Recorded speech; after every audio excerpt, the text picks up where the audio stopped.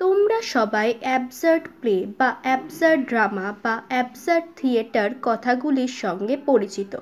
আজ আমরা absurd play নামক একটি নাটকের কথা জানব।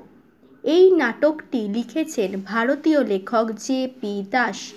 তিনি প্রথমে এটিকে উড়িয়া ভাষায় লিখেছিলেন, পরে এটিকে ইংরাজি ভাষায় অনুবাদ করা হয়। এই নাটকটি 1989 সালে প্রকাশিত হয়।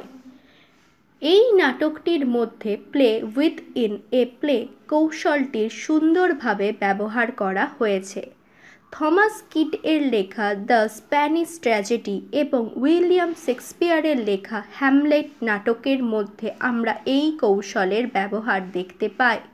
এই নাটকের মধ্যে আমরা মেম নামে একজন মধ্যবয়স্ক পুরুষ, পলক নাম একজন চরিত্র এবং একটি আমেরিকার রোবটকে দেখতে পাই। আলোচনাটি শেষ হলো। ধন্যবাদ।